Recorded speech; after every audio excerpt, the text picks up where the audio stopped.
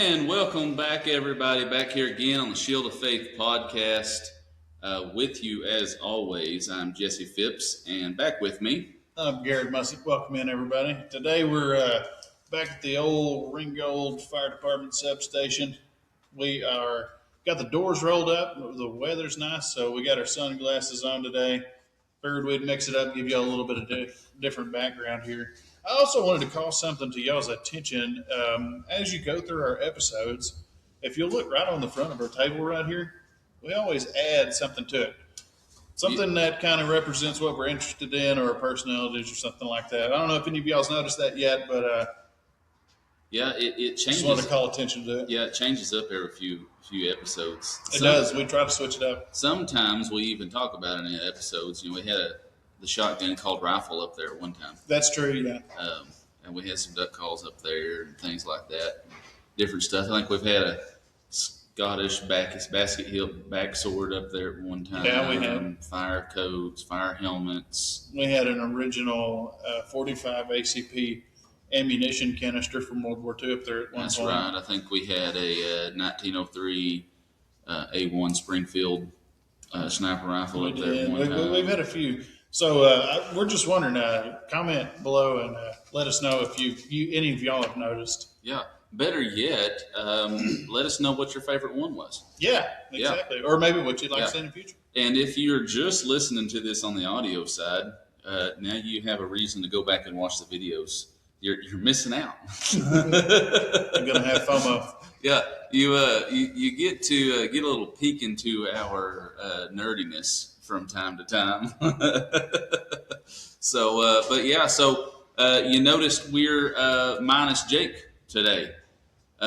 So Jake did a little switch in careers, and he's up north somewhere getting his name in the papers. Yeah, so somebody said he's way up north. Way up north, yeah. Not by Alaska, though. More like by Canada. I got you. So like New Hampshire. Yeah. So, we may bring Jake in later episode, bring him in, put him in a little box in the corner or something, make sure he knows he's in trouble. But we were finally able to get mine and Garrett's schedules to line back up and get back over here and record a few episodes.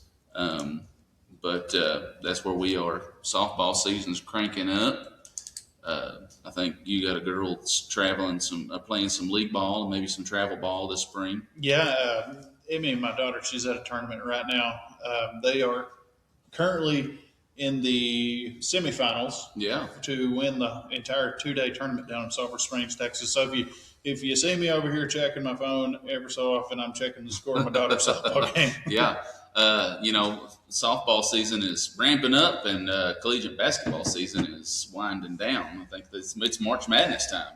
Right. Matter of fact, so those of you who don't know, I'm a big Hogs fan, and they have advanced to the Sweet 16, the 5th time in 6 years, I believe it is. But they had a pretty good game against a Hawaii team last night.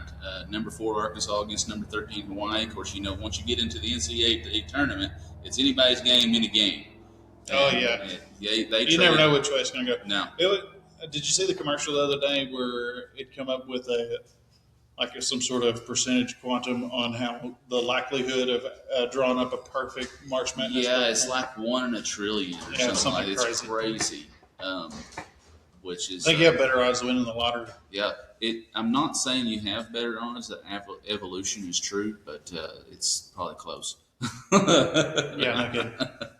But anyway, so basketball season, collegiate basketball season is winding down. Softball season is ramping up. So getting that, and baseball season too. Collegiate baseball season is fixing to kick off. My 4-year-old, he just had his first t-ball practice the other day for this season. He played junior t-ball last year, and I think we're still in some sort of junior t-ball, but this will be a second year of it for 3 and 4-year-olds. Yeah. I haven't got to make it to a practice yet because I kind of work a little later now. But my wife tells me that he's doing pretty good. Well, good. So I'm proud of him. Me and him's been working on stuff, either just hitting little plastic balls in the house or getting out in the yard and playing catch and stuff. Yeah. Yep. So anyway, so last week you kind of got to miss out on it, but I don't.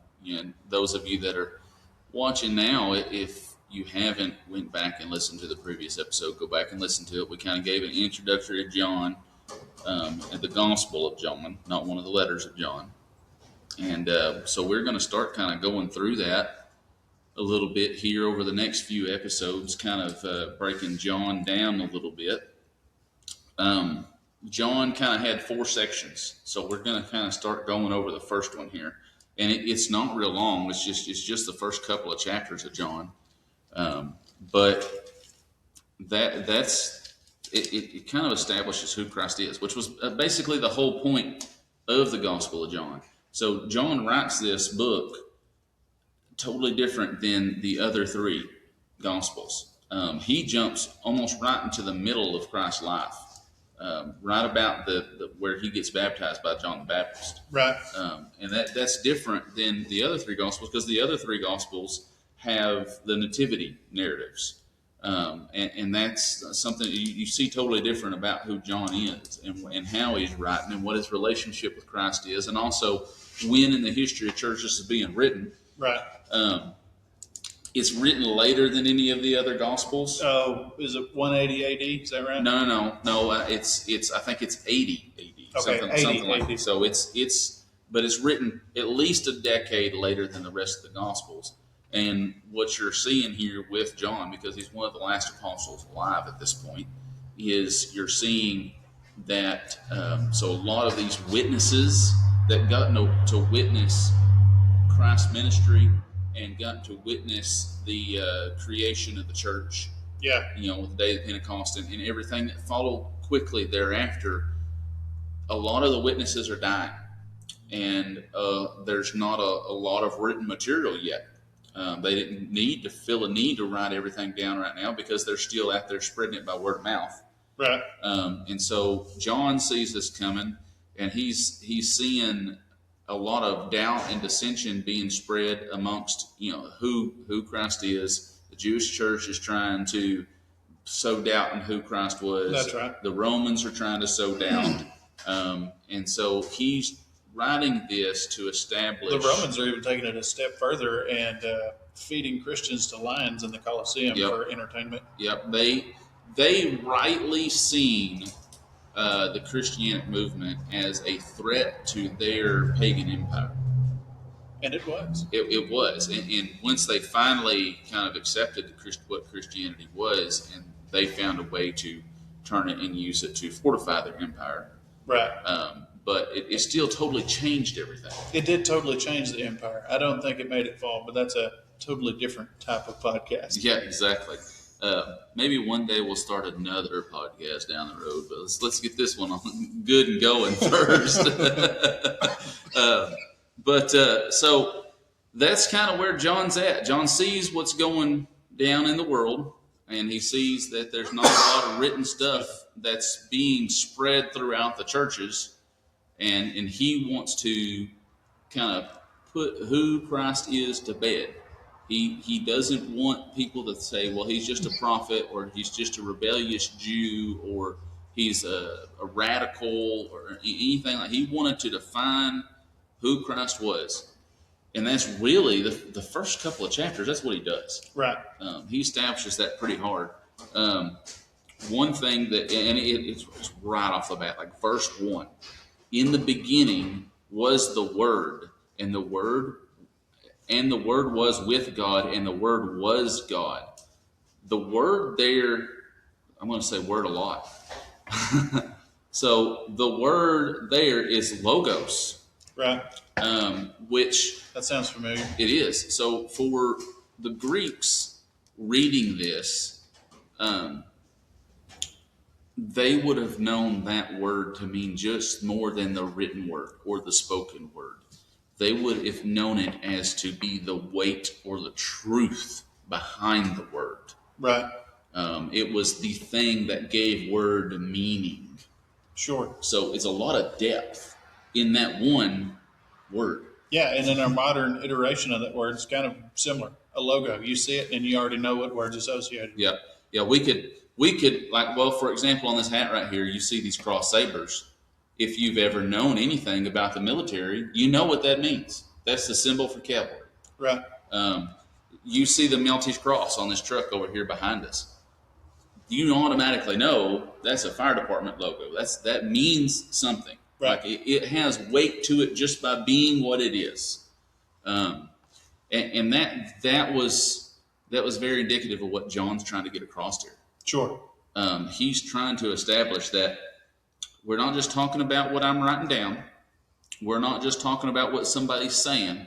We're talking about something here that was in the beginning, and it will be in the end. And it is very indicative and very important to all of creation, right, and to your very lives. That without that, then nothing else has meaning. Sure. And I think that's really what John's trying to put to it here. Verse 2, he says he was with God in the beginning. So again,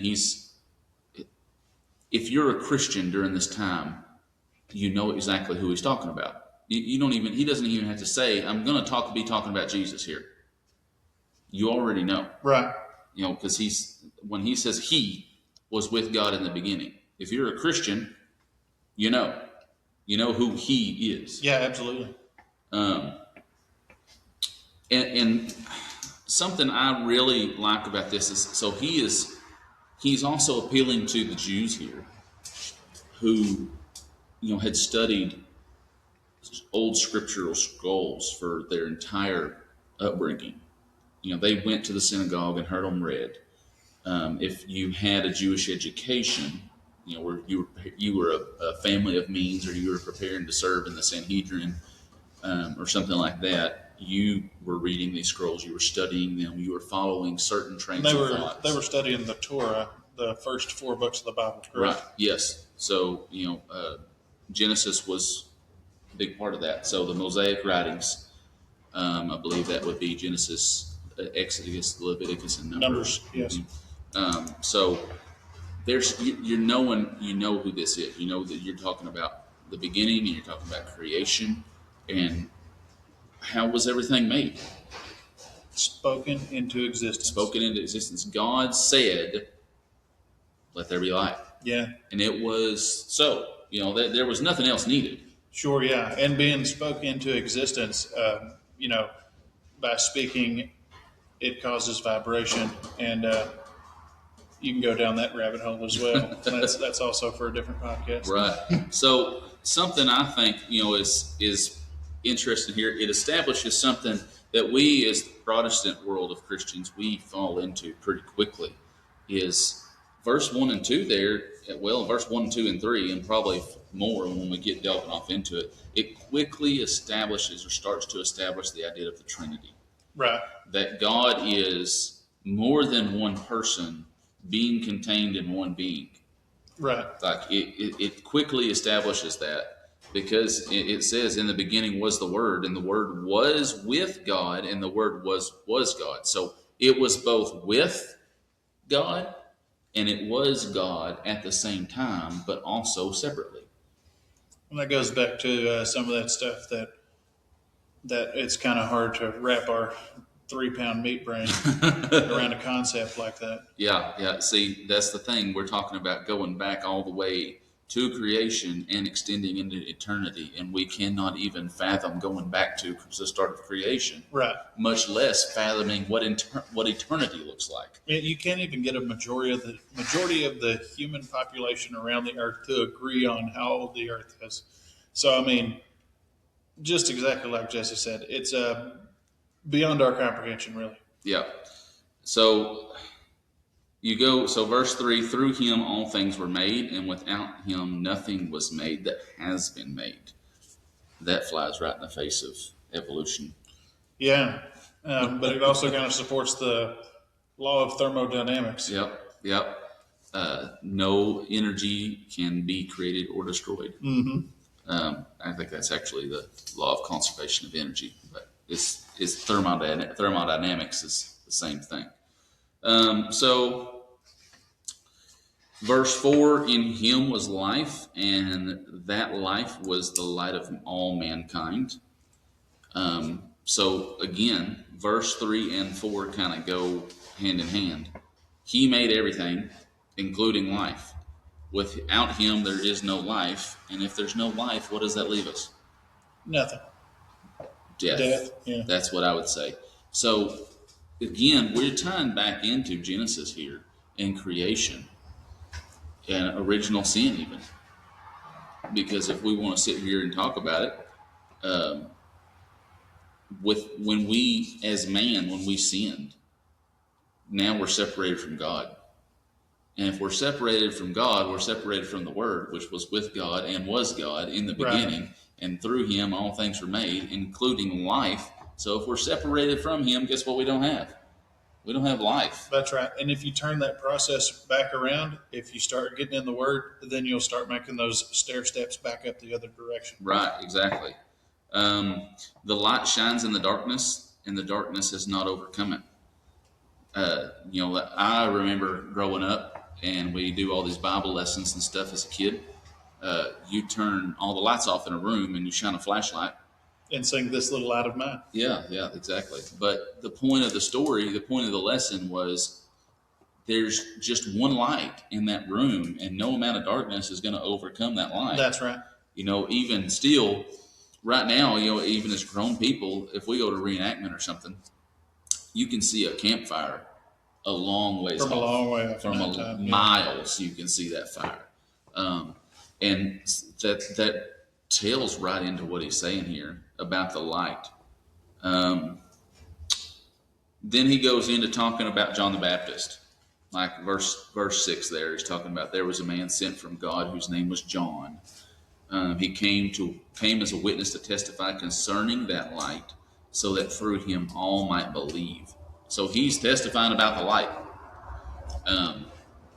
He probably didn't know fully, and he even says, John Baptist even says later that he doesn't know fully what that light is or who that light is, but he knows that he's come to save the world from all their sins. Right. And he's preaching that, and the Sanhedrin goes and asks him, because here's this guy that's he's Jewish, but he hates what the Jewish church has become, so he separates himself, and he won't eat things that they eat, and he wears goat hair, and he's living in the brush like a wild man. So it may be safe to say that John the Baptist was the very first American. Yeah, I think he might have been from southeast Oklahoma. I don't think you boys are doing that right. I'm just going to go over here and do my own things. There's a town north of the mountains up here. Actually, there's a few towns north of the mountains up there called Baptiste, Bethel, and Pickens. And I think most of the people up there are about the same way. They just kind of do their own thing. They don't care to be any part of any big system. Yeah. By the way, if you're from either one of those towns, I love you. And you're not very far from me. And don't be mad at me. Yeah, it's we're not making fun. It's all in admiration. Yeah. I wish I could separate myself from society as much as I can. So, the true light that gives light to everyone was coming into the world. So we know who that is, and we know that obviously John the Baptist was born before Christ. If you go read some of the other Gospels, that clearly is established. John leapt in his mother's womb when Mary come around when she was pregnant with Jesus. So that very much, he's recognizing absolutely that authority from God. Before they were even born, he recognizes that holiness from God. He was in the world, and through the world was made through him. The world did not recognize him. So, I'm sorry, let me read that again. He was in the world, and though the world was made through him, the world did not recognize him. He came to that which was his own, but his own did not receive him. That is very much talking about the Jews. Yeah, absolutely. They were his own. And the world around him. Obviously, the Romans didn't recognize him. Otherwise, they wouldn't have crucified him. That's right. Although I dare say there might have been some Romans that recognized him better than the Jews did. I agree. Especially right there at the time of crucifixion. Mm-hmm. You've got several Roman soldiers, Yep. centurion, and several of them that converted immediately. Yep. One of them witnessed everything that happened. He said, surely this man was the Son of God. That's right. Even Pilate tried to convince the Sanhedrin that he couldn't find anything wrong with this guy. Like he said, I can't find any fault of him. Right. You know, so he's saying this guy's innocent. He's not done anything wrong.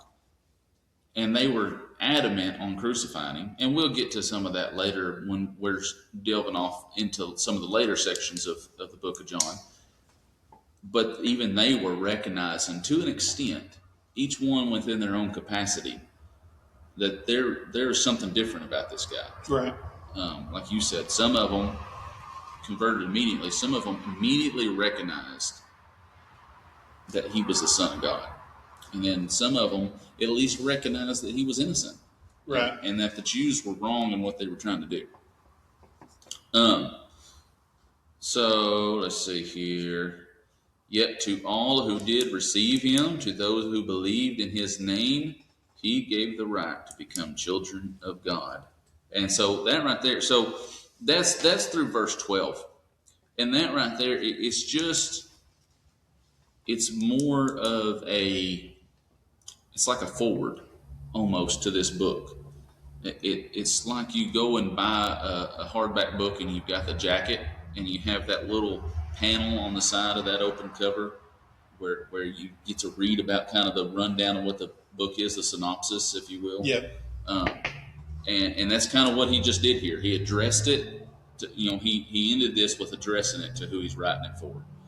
Kind of. I mean, when he says, yet to all who did receive him, to those who believed in his name, he gave the right to become children of God. Right. Like he's kind of like saying, here you go, Christians, this is for you. This is for you, yeah. But the other 11 verses is establishing what he's trying to explain, writing this book out. I mean, that's what I get out of that. Is he's trying to go in and explain in a nutshell, what he's going to be writing this book about. Yeah, I agree with you right there. So,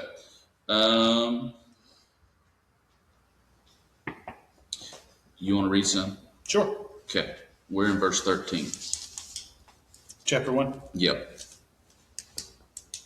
Which were born not of blood, nor of the will of the flesh, nor of the will of man, but of God. And the Word was made flesh, and dwelt among us, and we beheld his glory, the glory as of the only begotten of the Father, full of grace and truth.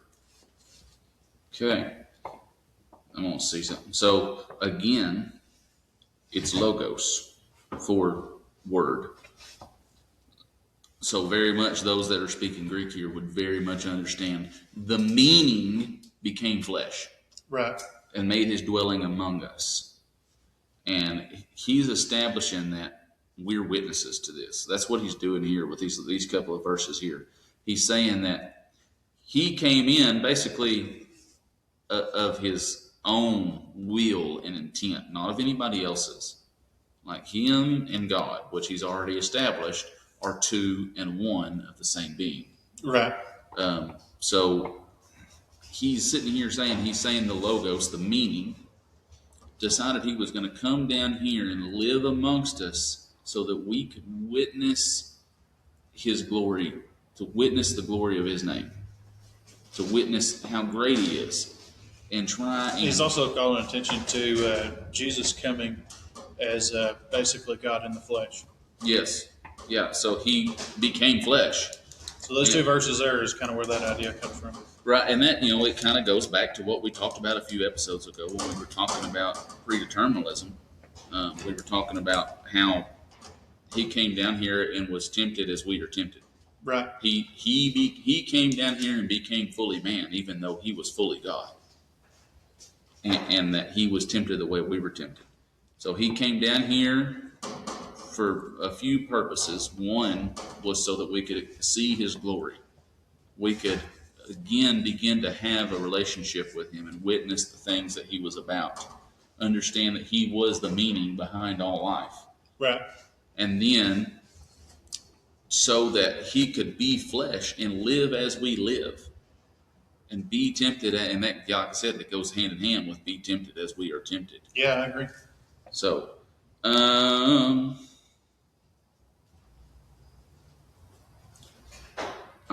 so there at the end, I like how it says who came from the Father full of grace and truth. We have seen his glory and the glory of the one and only Son who came from the Father full of grace and full of truth. I like that. I do too. Verse 15, John testified concerning him. He cried out saying, "This is the one I spoke about when I said, he who comes after me has surpassed me because he was before me." So we said that John the Baptist was born before Christ. But John the Baptist, the man, recognizes the Spirit of Jesus Christ and recognizes that he was in existence before him. Right. And he was in existence before everything. So that's pretty interesting. Another gospel says that he's not fit to untie his sandals when he's getting ready to baptize Jesus in the River Jordan. And he's talking to the Sanhedrin here.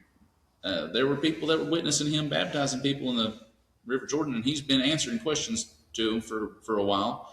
Right. And then he sees him coming down. And he's like, "This is the guy. This is the one I've been telling you about." And before that, he said, "I don't know who he is because I haven't seen him yet." But then he came down, and he's like, "That's him. This is the guy. This is it. Like you wanted to know, there it is." And you'd think that if they were as smart as they thought they were, they would have been able to recognize that and accepted it. But because these people didn't fit their idea of what the Messiah was, and John didn't fit the mold of a rabbi or a priest or anything like that they thought he should, they shunned him, essentially. Yeah, and I think that whole interaction there between John the Baptist and Jesus is basically sets up the whole idea, the beginnings of the idea that the Jews of that time period are to be moving away from their old system and towards the new one that involves a living Savior. Right. We talked about that some in Bible class this morning. We were reading Romans 6, and we were talking about like the first 14 verses there. And honestly, you can't really read those first 14 verses without reading a few chapters before and reading a few chapters after. Yeah. Because Paul is who they think wrote Romans. He was writing there. He was writing to Roman Jews, and he spent a few chapters getting on to them and talking about how people that didn't have their upbringing under the law were acting better than they were, that they should know better. Right. And then it starts explaining how we're saved through grace, and that once we're saved, we shouldn't continue sinning so that grace may abound, but rather we should strive to live as we should. So, and that was something that you had to get away from there, because they had developed this point in this system, this sacrificial temple system, this tabernacle system, if you will, that it didn't matter if they sinned, because they could just offer sacrifice and roll that sin on forward. Right. And so they were like, well, whatever, it doesn't matter if I sin. Well, then they started getting exposed to this idea of, well, this guy paid your sacrifice. Like, he died. That was a sacrifice. You don't have to offer sacrifice anymore. So now, instead of them saying, well, I can just offer another sacrifice, they just said, well, I can keep sinning because it's all covered. Right. And so Paul was trying to get onto him there when he's writing Romans about all this. And so this is a similar deal here. You're talking about they need to start moving away from that. And one reason they need to start moving away from it is in about another 30 to 40 years, their temple, where they took all their sacrifices to under their law, is going to be destroyed by the Babylonians. Yeah, it's going to be destroyed. It's going to be wiped out. Well, not the Babylonians. Rome comes in and destroys. That's right. Yeah, Babylonians. So this is the second temple. Yeah, this is the second temple. So they should have already known, because it's already happened once. Right. But so it was rebuilt, and then in about 77 AD is what they say that second temple will be destroyed, and the Romans come in and destroy that temple. Well, God's almost trying to move them away from that. He's trying to say, look, the point of this is not for you to be just offering up these sacrifices and you can go sin and do whatever you want. That's not the point. The point of all of these things I've been trying to get you to do under the law, which we'll talk about in verse 17, was to keep you in relationship with me. And since we're talking about that, in 16 it says, out of his fullness we have received grace, in plenty of grace already given. For the law was given through Moses, grace and truth came through Jesus Christ. No one has seen God but the one and only Son, who is himself God, and is in closest relationship with the Father, has made him known. So again, we're talking about the law here. We're talking about a relationship that Christ is given here, and what the law was supposed to be. Right. That everything was given through Christ. So let's run through the rest of. So we're starting to push our time envelope on this episode. So let's go ahead and let's finish out this first section of John, which we don't have just a ton left. We're about a little more than halfway through the first chapter. So we get in here, we start talking about John the Baptist, and they're asking him who he is. Are you Elijah? And he said, I'm not. And he said, are you a prophet? And he said, no. And he said, well, who are you? Give us an answer to take back to those who had sent you. What do you say about yourself? And John replied in the words of Isaiah the prophet, I am the voice of the one calling out in the wilderness, make straight the way of the Lord. Now the Pharisees who had been sent questioned him, why then did you baptize if you are not the Messiah, nor Elijah, nor the prophet? I baptize with water, John replied, but among you stands one you do not know. He is the one who comes after me, the straps of whose sandals I am not worthy to untie. This all happened at Bethany on the other side of Jordan where John was baptizing. The next day, John saw Jesus coming toward him, and he said, look, the Lamb of God who takes away the sin of the world. So again, we got that wrapped up. So in just a couple of days there, they're sitting there questioning him, want to know what he's about. And he's like, no, that's not what I am. That's not what I am. My only purpose is to make straight the way of the Lord.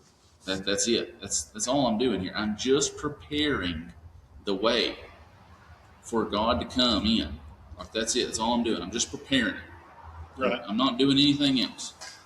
And he says, I'm not even worthy to untie the straps of the sandals of the one who's going to come after me. And that's pretty important when you start thinking about the Jewish culture. Feet were nasty. Right. They were to do that meant you were very low. You were very low on the totem pole. Yeah, like a servant or slave of some sort. Yeah, and the reason people's feet were dirty is because they wore sandals with no socks. Yep, in a very dusty environment. So your feet sweat, attract dirt, and so then you got nasty feet mud. Yep, so that's good. God, that's awful. Well, I mean, just trying to paint a picture here. Yeah, well, I think you got it across just exactly. Yeah, they're nasty.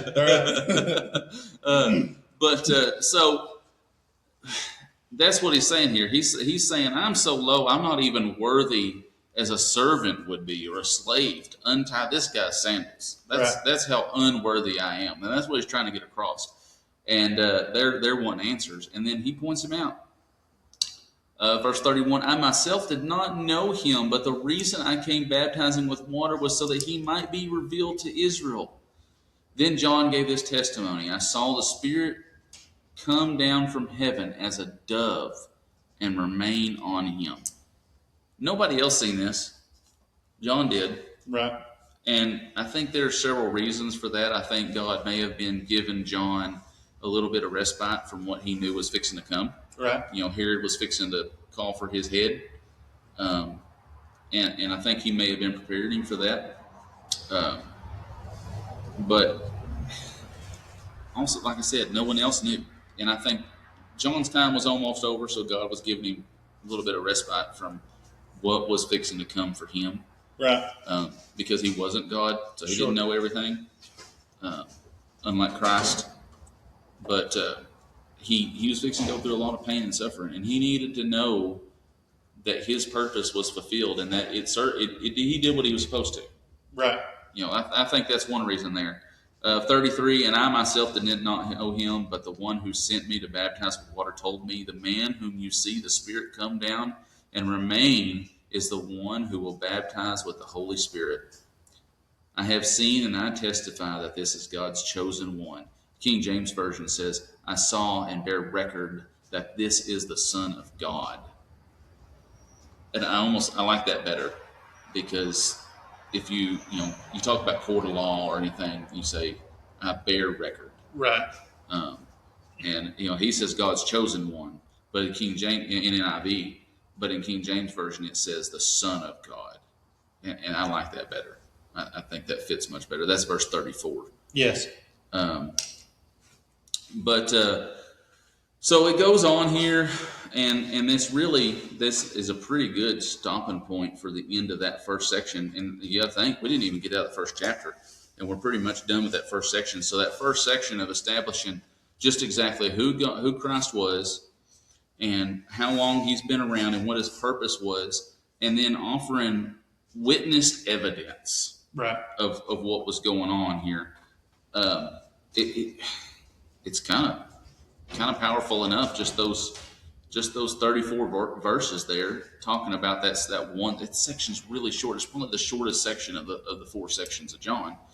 The rest of them are going to be several chapters long, but it well establishes for anybody that's starting to read this letter from John, starting to read this book, what his purpose is, right, and how he's putting all these rumors to rest of who Christ was, and what the church is, and what we're supposed to be doing, and why we're doing it. I think that's pretty powerful. You got anything to add? Oh, I agree. No, not necessarily. I do think that the book of John here is a very important stepping stone to becoming a Christian. So if you're not a Christian and you're very curious, this is definitely one of the books you need to read. Yeah, I would say so. So I think I said this last episode, but it doesn't hurt to say it again. If I was ever talking on the phone with somebody, or if I was, writing a letter to somebody or whatever, somebody was communicating with me somehow that I couldn't be right there with them all the time and walk with them through this, the thing that I would recommend that they study first before anything else is John. Like, go read the book of John. Yep. Read the book of John. Really think about what it's telling you. And I mean, in 34 verses there, it's pretty well told you just exactly who Christ is. That's right. So it comes right out of the gate and it hits you with it. It doesn't mess around. And I think it gives you one of the best pictures without a lot of fat to cut, right, of what Christ is and what his purpose is and what he did. I think you hit the nail on the head there. Okay. All right. So I guess we'll wrap this up. We'll be recording here again shortly. So if y'all, we'll be back in a twilight zone again, as we like to say. So if y'all like what you're hearing, let us know. Rate us, follow us, like it, share it. You're on YouTube, subscribe, click that little blue bell. Yeah, give us a comment, tell us what you think, whether good or bad, if you got a question. I was going to tell you too that coming up here pretty quick on the podcast, we're kind of going through a couple of books here and doing some deep dives on them. As you may have noticed, this episode we're in the book of John, but we're kind of toying with the idea of bringing on some guests, maybe doing some interview style stuff. So if you've got any kind of local religious figures you would like for us to come on the podcast, feel free to tag them in the comments or send this podcast to them. Also, if you have any possible political candidates that you're looking at that you would like to know their position on, their views of the Bible, go ahead and reach out to them. See if we can't get them on the podcast as well. Yeah. So here's a shameless plug for those of you that don't know. My dad, George Phipps, is running for state representative for Oklahoma State House District Number 1, which covers McCurtain and half of LaFleur County. That's something. You said that, and I was like, I got to plug him now. I got to do a little press the flesh, or we're mass communicating. That's right. Lonesome Dove, or not Lonesome Dove. I'm sorry. Oh brother, where art thou? Quote. I've been watching lots of Lonesome Dove. But anyways, so Apple Podcasts, leave us a 5-star review, or This is your normal line here. Yeah, or give us a 1-star review if you don't think we're doing any good. I had to get Jake to say that last time because you weren't here, so I had to keep it going. But anyway, so we sure appreciate y'all, and we've got a few comments, like I said last time, building up in the queue. We'll be getting to those. We want to finish off this study of John before we get into any of those. So, anyways, we sure appreciate all y'all's feedback. Y'all keep it coming, and we will see y'all next time. We'll see y'all. Take it easy.